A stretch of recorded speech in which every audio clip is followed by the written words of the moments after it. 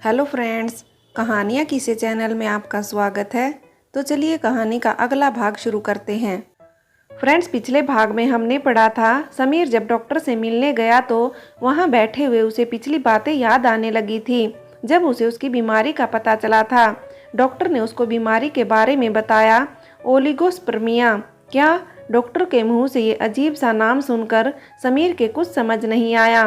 किसी भी स्त्री के गर्भवती होने में पुरुष के वीर्य की महत्वपूर्ण भूमिका होती है। गर्भवती होने के लिए पुरुष का वीर्य प्रति mLA मतलब 20 मिलियन होना चाहिए।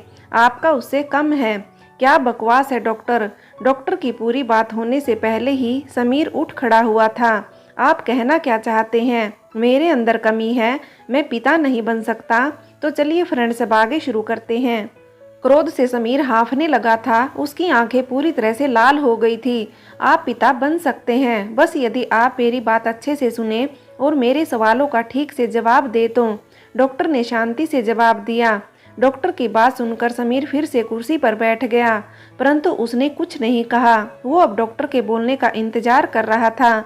डॉक्टर ने समीर को शांत देखकर बोलना शुरू किया।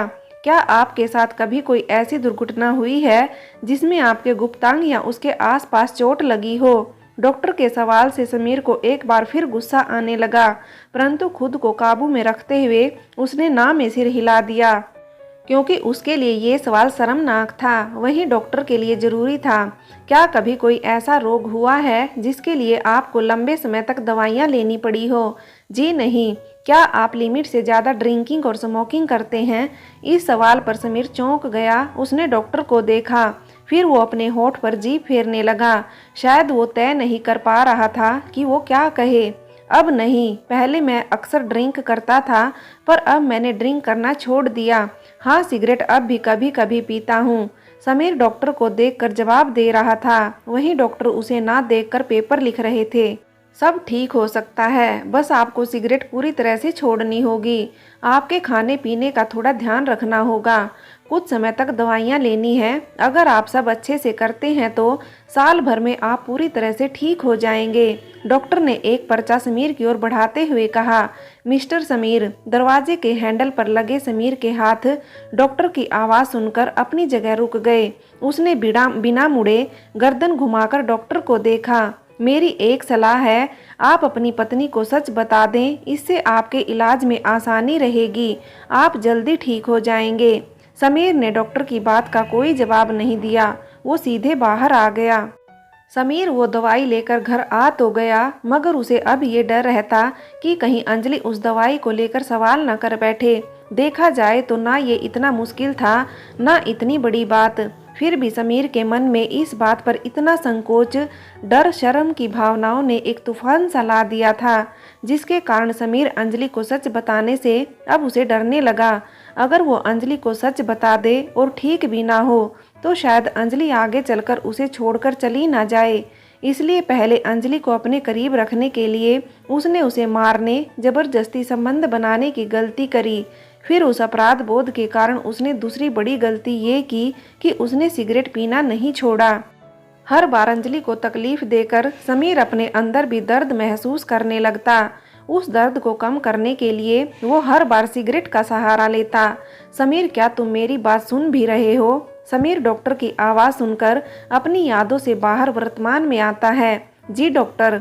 समीर ने एक नज़र रिपोर्ट को देखा, फिर डॉक्टर को देखने लगा, जिनके चेहरे पर इस समय निराशा के भाव थे। समीर, मुझे सच सच बताना, क्या तुमने सिगरेट छोड़ दी है? क्योंकि तुम्हारी रिपोर्ट में अभी भी कोई सुधार नहीं दिख रहा है। डॉक्टर के शब्दों में हल्का गुस्सा भी था, निराशा भी। इतने समय तक समीर के इलाज करने के कारण वो उसे जानने लगे थे, इसलिए उन्हें उसकी फिक्र भी थी। नहीं, समीर ने बिना हिचक, बिना बात घुमाए सीधा जवाब दे दिया। परंतु अगर आप मेरी मदद करें तो मैं सिगरेट पीना भी छोड़ दूंगा, अंजलि को सब सच भी बता दूंगा।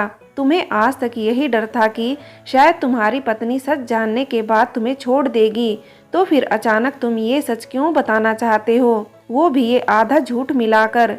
डॉक्टर ने सीधे समीर की आंखों में देखकर पूछा तो समीर नजरें चुराने लगा। वो क्या कहता या कैसे कहता कि इस सच को छुपाने के लिए वो किस हद तक चला गया। कैसे उसने अंजलि को हर दिन एक नया घाव दिया उस घाव के दर्द को वो हर पल अपने अंदर भी महसूस करता है। इस छोटी सी बात को छुपाने की बहुत बड़ी कीमत अंजलि ने चुकाई थी। समीर के अंदर इस बात का पश्चाताप बढ़ते जा रहा था। ठीक है, तुम अपनी पत्नी को लेकर आ जाना। समीर को चुप देखकर डॉक्टर ने कहा, थैंक्स, मैं कल ही आने की कोशिश करता हूँ। समीर ने डॉक्टर की ओर हाथ बढ़ाते हुए कहा। डॉक्टर ने समीर को देखा, फिर उसके हाथ को थाम लिया। मैं उम्मीद करता हूँ इस बार तुम समाज और लोगों की ना सोचकर अपने और अपनी पत्नी के बारे में सोचकर उसे सच बता दोगे। बिल्कुल, समीर ने हल्की सी मुस्कान से कहा, फिर वो बाहर निकल गया। अंजलि, अंजलि, समीर ने घर में कदम रखते ही अंजलि को पुकारना शुरू कर दिया, जिसे सुनकर सुधा जी भी अपने कमरे से बाहर आ गई। सुधा जी कुछ बोलने ही वाली थी, तभी अंजलि हाथ पहुँचते हुए रसोई से बाहर आ गई। कुछ नहीं, समीर ने सुधा जी को देखा, फिर वो कमरे में चला गया। अंजलि को आज समीर का व्यवहार अजीब लग रहा था। आज कितने समय बाद समीर ने उसे वैसे ही आवाज़ दी थी जैसे वो शादी के कुछ समय तक देता था। पहले भी समीर घर में कदम रखते ही अंजलि नाम के मंत्र का जाप करने लगता था। अगर उसे रसोई में काम होता तो वो भी बहाने से उसके आसपास मंडराता रहता। पता नहीं किसकी नज़र लगी हमारे रिश्ते को समीर, जो आप इतना बदल गए। अंजलि ने मन में सोचा, फिर वो अपने काम में लग गई। अंजलि काम खत्म कर जैसे ही कमरे में गई, उसे सामने समीर बेचैनी में यहाँ से वहाँ चक्कर काटता दिखा। अंजलि को एक बार फिर समीर का अजीब सा व्यवहार याद आने लगा। समीर का घर में आते ही उसे आवाज़ देना, खाना खाते समय अंजलि को देखते रहना। अंजलि मन में सोचती आगे बढ़ रही थी, तभी वो लगभग समीर से टकराते टकराते बची। सॉरी, समीर और अंजलि के मुंह से एक साथ निकला। अंजलि नजरें नीची कर आगे जाने लगी। मुझे तुमसे कुछ बात करनी है। समीर ने आगे बढ़ती अंजलि का हाथ पकड़ लिया, फिर अंजलि को देखकर हाँ में अपना सिर हिलाया। तुम खड़ी क्यों हो? यहाँ बैठो। समीर ने अंजलि का हाथ पकड़ पलंग पर बिठा दिया।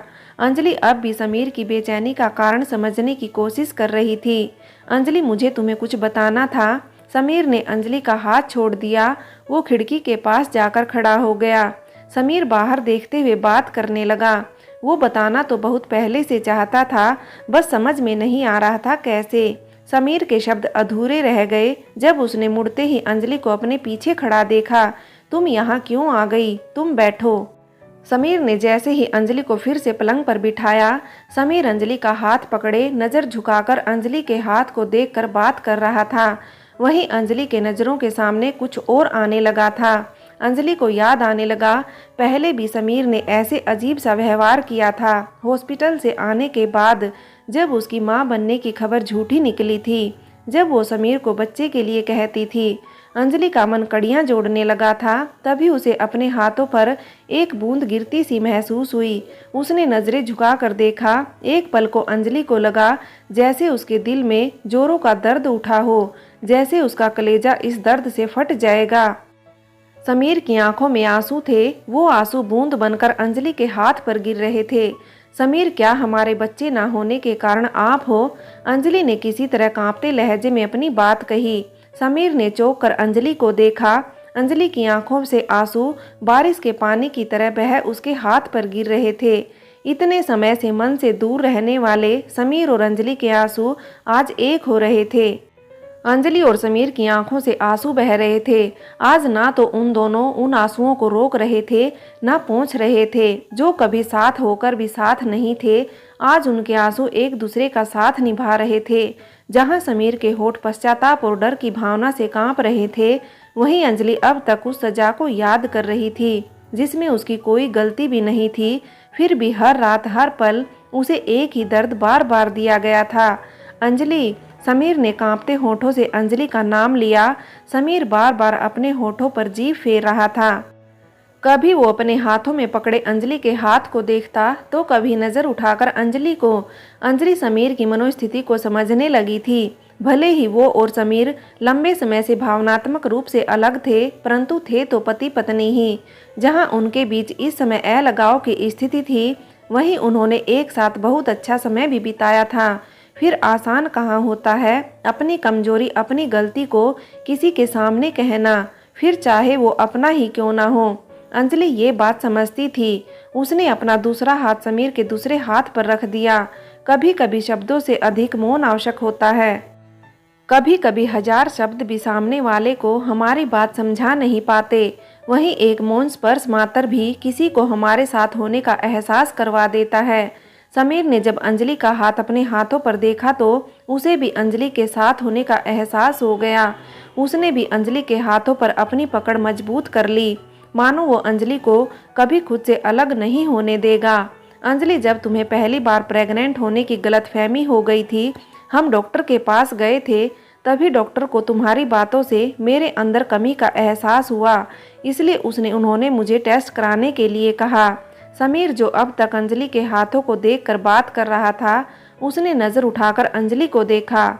वो बड़ी शांत होकर समीर की बात सुन रही थी। उसके गालों पर सूख चुके आंसुओं के निशान दिख रहे थे। समीर ने अंजलि को शांत देखकर आगे बोलना शुरू किया। दूसरे दिन मैं वहां गया भी। सारे टेस्ट के बाद डॉक्टर ने मुझे बताया कि कमी मेरे अंदर है। समीर ने फिर एक पल रुककर अंजलि को देखा। अंजलि, डॉक्टर ने मुझसे कहा कि मैं ठीक हो सकता हूँ, हमारा बच्चा भी हो सकता है, बस मुझे स्मोकिंग छोड़नी होगी। साथ ही उसने कहा मैं तुम्हें सब सच बता दूं ताकि तुम्हारे साथ से मैं स्मोकिंग आसानी से छोड़ पाऊं। पर मैं डर गया था अंजलि, मैं बहुत डर गया था। मुझे लगा कहीं मेरी इस कमी के कारण तुम मुझे छोड़कर चली ना जाओ, इसलिए मैंने तुमसे सच छिपाया और तुम्हें अपने पास रखने के चक्कर में तुम्हें हर दिन तकलीफ देने लगा। यही मैंने सबसे बड़ी गलती कर दी। भला कोई किसी को तकलीफ देकर अपने पास कैसे रख सकता है। मैं तुम्हें तन से अपने पास रख रहा था, मगर हर दिन तुम्हारे मन से खुद को दूर कर रहा था। पर अब सब ठीक है, मैं प्रॉमिस करता हूँ, अब कोई गलती नहीं, कोई दर्द नहीं, मैं सब ठीक कर दूंगा, सब पहले जैसा होगा। हमारा प्यार, हमारा रिश्ता, सब बिल्कुल पहले जैसा हो जाएगा। बस एक आखिरी बार तुम मुझे माफ़ कर दो। करोगी ना अंजलि? मुझे माफ़ करोगी ना तुम? बोलो ना अंजलि। समीर नम आंखों से अंजलि को देख रहा था, मगर उसे अंजलि की आंखों में कोई भावना, कोई एहसास, कुछ नहीं दिख रहा था। अंजलि की आंखों में एक खालीपन था। ये खालीपन समीर के दिल को चीर रहा था। हर पल उसकी धड़कनें बढ़ रही थी, इस एहसास मात्र से कि कहीं अंजलि उसे छोड़ ना दे। उसके माथे पर पसीने की बूंदें चमकने लगी थी। समीर ने अंजलि के हाथ कसकर पकड़ लिए थे। समीर, मैं भी आपको माफ़ करना चाहती हूँ। अंजलि ने चाहती हूँ पर जोर देकर कहा। माफ़ करना चाहती हूँ, इसका क्या मतलब? अंजलि, मैं जानता हूँ मैंने बहुत सी गलतियाँ की हैं, परंतु अब मुझे उनका एहसास है। अंजलि, अगर तुम्हारे दूर हो जाने का डर नहीं होता तो मैं वो सब कभी नहीं करता। समीर बड़ी हसरत से अंजलि की आंखों में देख रहा था। वो अंजलि की आंखों में अपने लिए वो प्यार तलाश रहा था जो पहले उसे अंजलि की आंखों में हरदम नजर आता था। समीर, मैं इंसान हूँ, कोई लैपटॉप, फ़ोन या मशीन नहीं जिसके अंदर से आपने सारे खराब डाटा डिलीट कर दिए फिर वो उसके अंदर कभी दिखे ही ना। समीर, बुरी यादें एक पल में मन से नहीं जाती। जैसे किसी बीज के लगाते ही वो अंकुरित नहीं होता, जैसे किसी रिश्ते के जुड़ते ही उसमें प्यार नहीं पनपता, ठीक वैसे ही किसी भी बुरी याद को एक ही पल में मिटाया नहीं जाता। यादें तो हर पल हमारे अंदर होती हैं, कहीं दबी सी, कहीं छुपी सी, और जब उन यादों से जुड़ा कुछ हमारे सामने आता है तब यादें भी बाहर आ जाती हैं। समीर, मैं आपको माफ़ करना चाहती हूँ, बस मुझे कुछ समय चाहिए खुद को मनाने के लिए, क्योंकि दूसरों को मनाने से अधिक कठिन खुद को मनाना है। क्या आप मुझे वो समय देंगे? बिल्कुल, तुम्हें जितना समय चाहिए उतना ले लो। समीर ने अंजलि को सीने से लगाते हुए कहा। बस तुम हमेशा मेरे साथ रहो, मेरे पास रहो, बाकी सब अपने आप सही हो जाएगा। समीर अंजलि के उसके साथ रहने की बात से बहुत खुश हो गया था। समीर, अंजलि ने समीर के कंधे पर सिर रखते हुए होले से कहा। हाँ जान। समीर ने अंजलि की कमर पर पकड़ सख्त करते हुए कहा। अगर कमी मेरे अंदर होती तो क्या आप तब भी मुझसे इतना ही प्यार करते समीर? क्या तब आप अपने परिवार और समाज के खिलाफ जाकर मेरा साथ देते? अंजलि की बात सुनकर समीर ने अंजलि को छोड़ दिया। उसने अंजलि के चेहरे को अपने हाथों में ले लिया, उसकी आंखों में देखने लगा। अंजलि की आंखों में भी उसका सवाल दिख रहा था। एक पल को समीर सोच में पड़ गया। उस एक पल में आशंकाओं के कितने ही भाव अंजलि के चेहरे पर आए और गए। हाँ देता, क्योंकि पति और पत्नी एक बराबर होते हैं, और फिर आजकल तो मेडिकल साइंस में ऐसे बहुत से विकल्प मौजूद हैं जिनमें कमी होने के बाद भी हम माता पिता बन सकते हैं। मैं एक रिश्ते को पाने के लिए अपने किसी खास रिश्ते को कैसे छोड़ सकता हूँ। अंजलि, मेरे लिए हमारा बच्चा जितना जरूरी है उतना ही तुम भी हो। जैसे सैरोगेसी, टेस्ट ट्यूब बेबी, मैं इनमें से कोई भी विकल्प चुनता पर तुमसे अलग कभी नहीं होता। अंजलि, मैं जानता हूँ मैंने जो किया है उसे तुम्हें बहुत तकलीफ से गुजरना पड़ा, परंतु मेरा विश्वास करो अब वो फिर कभी नहीं होगा, कभी नहीं। मुझे आप पर पूरा विश्वास है। अंजलि ने ये शब्द भले ही समीर से कहे, परंतु उसे अपनी गलती याद आने लगी थी। उसका और राहुल का रिश्ता याद आने लगा।